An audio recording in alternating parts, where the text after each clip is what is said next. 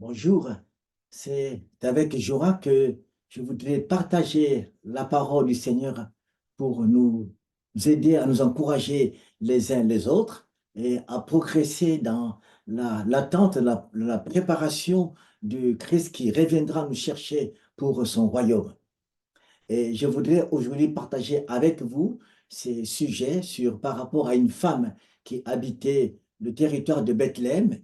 Cette femme s'appelait Ruth. Elle était la belle-fille de Noémie. Et, et puis dans son livre, qu'on va lire dans son livre-là, le chapitre 1, verset 14 jusqu'au verset 18. J'ai fait la lecture du texte. Alors les deux belles filles se mirent à sangloter.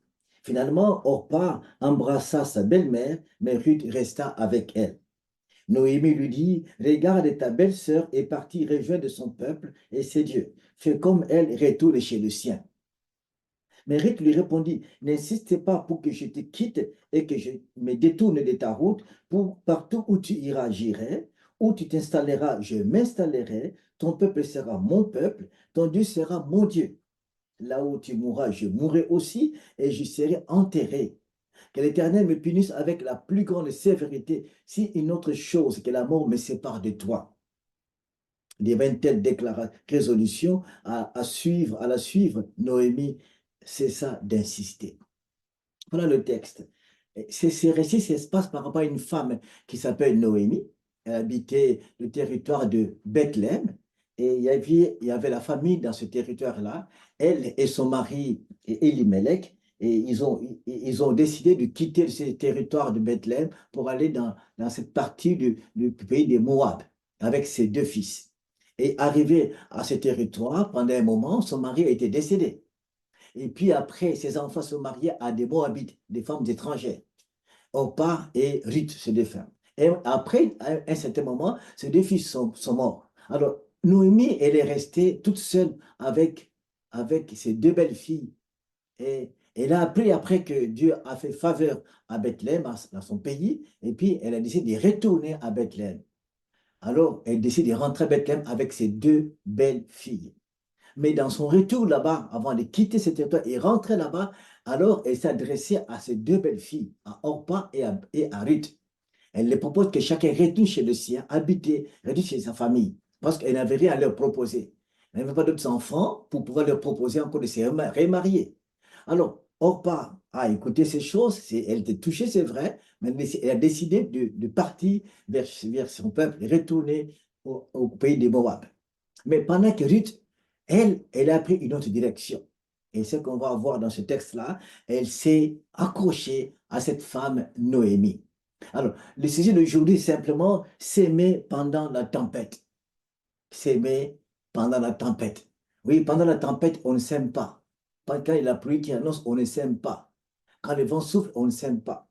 Il y a cette parole de Ecclésiaste chapitre 11, verset 4, qui observe les vents ne s'aimera point, et qui fixe le regard sur les nuages ne moissonnera pas. Celui qui observe les vents ne peut pas s'aimer, ne peut pas s'aimera pas, il ne s'aimera pas. Si on observe les nuages aussi, on ne va pas moissonner parce que le vent qui souffle, comment pourrait-il s'aimer?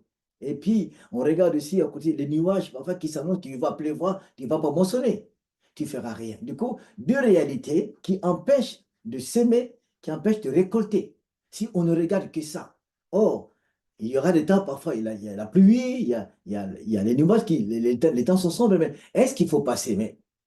Mais cette femme, Ruth, va s'aimer pendant la tempête, pendant que ça ne va pas du tout. C'est comme s'il y a des nuages devant elle. Et comme s'il y a le vent qui souffle. Est-ce qu'elle va s'aimer? Et ici, elle va s'aimer quelque chose pour son avenir.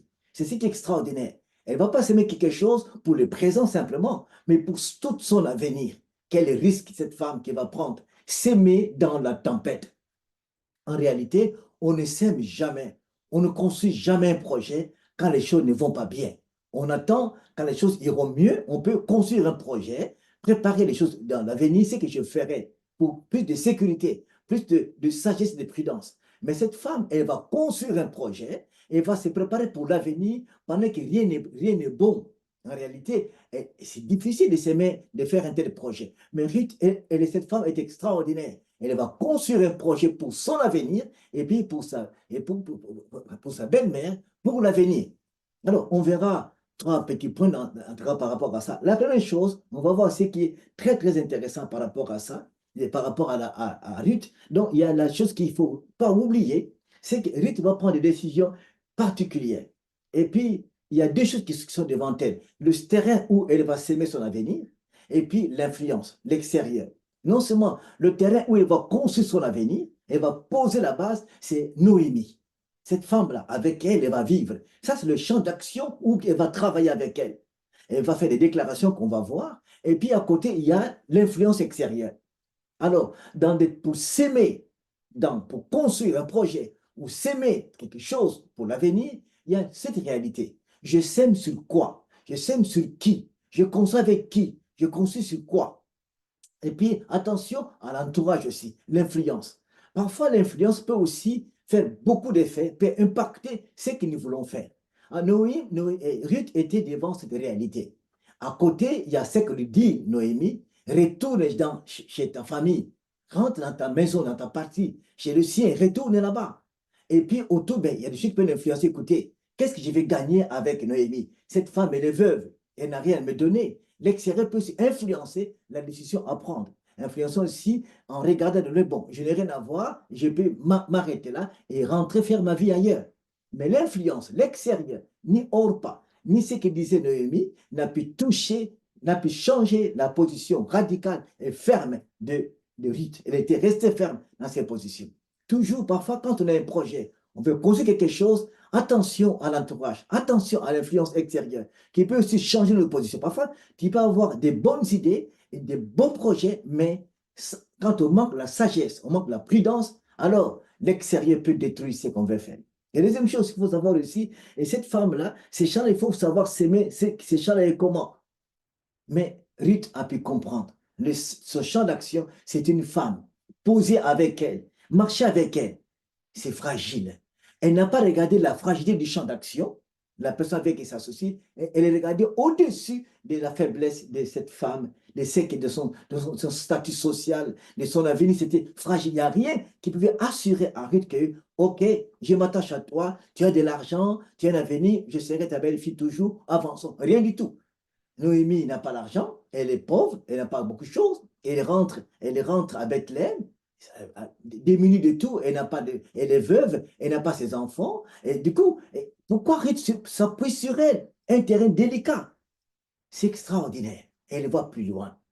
Et du coup, parfois, quand on regarde les champs, vous le savez, on cherche des garanties. Mais ici, Ruth n'a aucune garantie, pas de garantie. Mais c'est comme s'il y a cette projection, elle marche par la foi. Je veux y aller. Quand le Seigneur va appeler Abraham de quitter le territoire, c'est les siens, de quitter sa famille, sa patrie, sa maison, et Abraham, et puis il dit, je t'amènerai là où je sais, tu me suivras, les pays, je te montrerai. Abraham fait cette action-là, il ne connaît pas là où il va, mais il fait confiance à ce Dieu-là. Son avenir, s'appuyer, se fonder sur ce que Dieu a dit. Je te montrerai, je te conduirai, je te bénirai. Ah, c'est comme si Ruth aussi également, parce qu'elle n'a pas entendu la voix du Seigneur. Elle n'en a rien entendu, mais elle avait une forte conviction, je vais aller avec toi, Ruth, avec toi, Noémie. Alors, on verra trois petites choses, trois petits points. Le premier point qu'on va voir, c'est l'amour. Vous savez, l'amour est la clé de la sémence et la clé de ce qu'on va faire. Dans ce cas-là, quand tu veux faire quelque chose, est-ce que j'aime? Du coup, dans ce cas de Noémie, l'amour était l'amour par rapport à la femme, à sa belle-mère, l'amour qu'elle a. C'est aimer. Oh, aujourd'hui, on peut dire que si tu as un projet à faire, c'est cet amour-là que j'ai pour le Seigneur qui va me conduire. Mais dans ce cas de Noémie, elle aime cette femme. Elle aime tellement, elle s'accroche à ça. Sa pauvreté, son statut social n'était pas le point clé pour Noémie. Pour elle, parce qu'elle aime cette femme, un amour sincère, un amour vraiment du fond de son cœur. Elle aime cette femme de tout son cœur, ce qui est très important. Et c'est aussi ce que dit la parole, la joie de donner que de recevoir. Elle avait une joie de donner son amour, de donner ce qu'il a au fond de lui, que de recevoir de Noémie. Elle ne recevra rien de Noémie, parce que Noémie n'a plus d'enfants, elle n'a pas grand-chose, mais elle se donne à elle. La Bible dit qu'il y a plus de gens de donner que de recevoir. Dans les principes d'aujourd'hui sur cette terre, celui qui est heureux, c'est celui qui reçoit quelque chose. Celui qui reçoit de l'argent, qui reçoit de l'amour, qui reçoit de la compassion, qui reçoit de l'attention, qui reçoit des paroles d'encouragement est heureux. Mais pendant que la Bible dit le contraire, celui qui donne, c'est celui qui est plus heureux. Parce que celui qui donne à la personne, qui donne l'amour, qui donne son temps, qui donne le temps de prière, qui donne son temps d'écouter les personnes, qui donne pour bénir les gens, c'est celui qui est heureux. Plus de bonheur de donner que de recevoir. Alors, ici, on voit que Ruth a donné et se sent plus heureuse à donner des choses par rapport à sa belle-mère. Voilà, c'est pour ça, comment elle va monter cet amour-là? Comment elle va l'exprimer? Ce verset dit au verset 15 et 16, aussi une partie du verset que je vais lire. Noémie dit à Ruth, sa belle-sœur est partie, rejoint de son peuple et ses dieux. Fais comme elle, retourne chez toi, chez le ciel. Mais Ruth répondit, n'insiste pas pour que je te quitte et que je me détourne de ta route. N'insistez pas. Je ne te quitterai pas. Quelle fermeté. Elle voyait au-delà de ce que les gens voyaient. Elle avait une vision au plus loin que je serai toujours avec toi. Ici, on ne parle pas de couple de la foi, parce qu'il n'y a rien qui construit la foi par rapport à Ruth. Rien, on ne voit pas encore ça. Mais elle va plus loin que oui, ne quitte pas. Elle est moabite. Elle ne connaît pas le Dieu d'Israël. Elle ne sait pas. C'est vrai qu'elle a entendu parler un peu du Dieu d'Abraham, tout ça, mais avec l'histoire, mais elle ne connaît pas, elle ne connaît pas la notion de la foi. Mais elle avait une fermeté que je veux aller avec toi. N'insistez pas que je t'abandonne. L'amour est au-dessus de ce qu'elle voit. Souvent, nous aimons quelqu'un parce qu'il a quelque chose. Nous aimons quelqu'un parce qu'il va me donner quelque chose. Nous aimons quelqu'un parce il y a une garantie quelque part. Je veux l'aimer. Oui, avec lui, il y a quelque chose. Nous aimons parce que. Et cet amour-là n'est pas bon du tout. Il est fragile, il va tomber. Et la Bible dit que nous aimons le Seigneur tel que nous sommes. Et puis nous aimons le prochain comme nous-mêmes. Donc, ce n'est pas que parce que le prochain a une maison, le prochain a des choses qui me garantissent l'avenir, le prochain peut me guider à beaucoup de choses, mais ce n'est pas ça. C'est plutôt que j'aime la personne et point, c'est tout. C'est ça, c'est cette histoire de aimer quelqu'un. Et si nous aimons les gens parce qu'il y a quelque chose, avec que j'aurai telle chose, il me donnera telle chose, cet amour est fragile. Ça va tomber un jour. Quand la chose sur qui je m'appuie n'est plus là, tout va s'écrouler. Combien de gens ont pu perdre l'amour, ont pu perdre des relations, parce que l'appui de cet amour-là, c'était quelque part, ça s'écroule. Tout ce qui est construit par l'homme, tout ce qui est appui que l'homme prend à part Dieu, s'écroule toujours. Mais si Dieu est notre appui toujours, ça ne s'écroulera jamais, car ça reste ferme. Je ne sais pas comment tu construis l'amour avec des frères et sœurs, comment tu construis l'amour par rapport à ta femme, par rapport à ton mari, sur quoi elle est posée, sur quel est cet amour-là. Si ce n'est que sur tes convictions, sur tes pensées, sur ce que tu vois, sur le point que tu as ciblé par rapport à l'autre, ça s'écroulera un jour. C'est un risque. Mais si l'amour est posé, si Jésus est la base, cet amour-là, ça ira plus loin. Ici, Ruth ne connaît pas le Christ. Christ ne s'est pas révélé à elle. Mais là, elle dit que je veux te suivre. Je vais marcher avec toi. Cet amour est extraordinaire. Et puis, ce qui est aussi particulier par rapport à cette femme-là, Ruth, c'est un amour qui est sincère, j'avais dit au départ. C'est elle qui va la prendre en charge. Jamais Noémie va prendre en charge de Ruth, non. Mais c'est elle qui va la prendre en charge. Mais avec quoi? Mais du coup, elle s'engage à quelque chose d'extraordinaire. Je t'aime simplement, tel que tu es. Peut-on dire à quelqu'un, je t'aime, tel que tu es? Oui, c'est vrai. Quand tu dis à quelqu'un, je t'aime, c'est vrai. Aimer un frère, aimer une sœur, aimer son épouse, aimer ses enfants, oui. Mais il y a tout derrière. Parce que, je vois bien, parce que tout c'est clair. Souvent, c'est ça. Mais dire que j'aime quelqu'un, que Dieu m'aide. Quand la tempête sera là, je vais rester. Ici, Ruth va aimer pendant la tempête. Mais elle va dire, je t'aime, je veux rester avec toi. Jamais je peux t'abandonner. C'est fort, cette histoire. Dans la tempête, quand on veut s'aimer quelque chose, quand on veut construire un projet, nous, on veut la paix, comme j'avais dit au départ, mais elle conçue pendant la tempête. Peut-on aimer quand ça ne va pas? Peut-on aimer quand tout est flou? Peut-on construire un projet d'amour avec quelqu'un quand on ne sait pas c'est clair? Que Dieu nous éclaire, qui nous inspire, qui nous guide. Parce que Dieu est Dieu, il est souverain, il est le maître. Et souvent, on veut des garanties. Mais la garantie, notre garantie, c'est le Christ. La garantie, c'est Jésus. C'est lui qui nous garantit, vas-y, je suis avec toi et je t'accompagne. Les apôtres, quand Jésus les a envoyés d'aller annoncer la bonne nouvelle la première fois, il dit, mais vous allez là-bas, n'amenez ni bourse, ni l'argent, ni sac, ni quoi, juste un bateau et marcher. Je suis Jéhovah Jireh qui va pouvoir. Ayez confiance en moi. Le Dieu que nous avons pour voir pendant la marche, mais Nous voulons s'aimer avec lui. Alors, Ruth va commencer par là. La clé pour construire, pour s'aimer, c'est l'amour. L'amour dans ce projet, avec la personne qui veut construire un projet, et puis l'amour envers lui pour le projet construit. Donc, si ce projet est conçu par rapport à une personne, aimer cette personne-là. Si les projets conçus pour des projets personnels, une maison, quelque chose de particulier, j'aime Jésus de tout mon cœur, quoi qu'il arrive, il est fidèle. Et la seconde chose qu'on doit aussi saisir et savoir, c'est attention, prendre des bonnes décisions sans être influencé par les émotions. Souvent, on prend des décisions sous l'émotion. Oui, parce que bon, si Ruth avait fait ça, oui, c'est ma belle-mère, elle sera toute seule, Orpa est partie, bon, qui va l'aider, et qui va la céder, bon, je vais quand même rester là pour l'accompagner. Non, non, non. Ne prenez aucune décision dans la tempête sous l'émotion. Sous l'émotion, ne prenez aucune décision. Dans la colère, ne prenez aucune décision. Dans une joie incontrôlée, ne prenez aucune décision. Il faut s'asseoir. Que ce soit dans l'émotion positive où tout va bien, les choses sont très bien, tout est formidable, la joie déborde ton cœur. Attention, pour tu s'asseoir et prendre, est-ce que ce que j'ai pris comme décision est le meilleur? Souvent, mais quand les choses sont difficiles, quand il y a la colère, il y a les mésententes, c'est compliqué, est-ce que c'est là qu'il faut décider? Il faut s'asseoir. Attention aux émotions pour décision. Si ma décision est liée à une émotion quelconque, les jours où cette émotion passera, il y aura un regret. Faisons beaucoup, beaucoup attention. Beaucoup de choses qu'on a prises dans la vie humaine, on est des humains fragiles, où les décisions étaient liées par des émotions qui n'étaient pas bien fondées. Ça s'est écroulé. Mais si la décision est prise par rapport à des choses réelles, je réfléchis et je m'appuie sur le Seigneur, certainement, cette décision restera longtemps que possible. C'est ce qui va faire Ruth. Elle n'a pas pris de décision de ce qu'elle a dit par rapport aux émotions, pas du tout. Parce qu'elle sait que la belle-mère restera toute seule. Elle est veuve. Elle n'a pas d'appui. Elle va rentrer à Jérusalem. Et qui va l'aider? Ce n'est pas ça qui a motivé Ruth, mais l'amour, simplement, comme j'avais dit au début. Écoutez cette parole, comment elle déclare au Seigneur, à sa belle-mère. Une déclaration solide. Qu'est-ce qu'elle dit?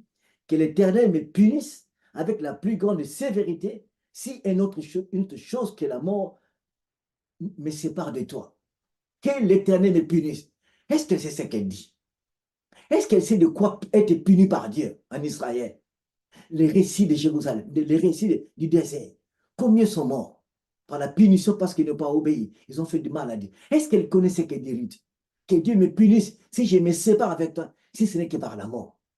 Et elle a scellé sa décision par la déclaration jamais, jamais, je me séparerai de toi, c'est par la mort. Elle a scellé sa décision. Oui, mais aujourd'hui, on construit des relations conjugales, oui, dans la joie, oui, des déclarations qu'on fait toujours jusqu'à ce que la mort nous sépare. C'est comme si le oui que nous disons devant le maire, devant les autorités, devant l'Église, est scellé par cette phrase à la fin. Nous ne scellons jamais, je pourrais me séparer de toi, que par la mort. Mais combien de fois cette parole qui a scellé le mariage s'est brisée? C'est brisé. C'était comme un simple discours. Et j'ai craint ces discours-là, jusqu'à ce que la mort nous sépare. C'est terrible. Mais Ruth a tenu ferme, que Dieu me punisse. C'est comme si elle voulait rassurer Noémie. Sache que ce n'est pas le coup de l'émotion. Ce n'est pas parce que oui, mais tu es toute seule. Non, parce que je veux rester avec toi. La parole qui va sceller cela, que Dieu me punisse si je change de décision. Oh, c'est formidable, formidable. Je pense que Noémie était touchée par cela.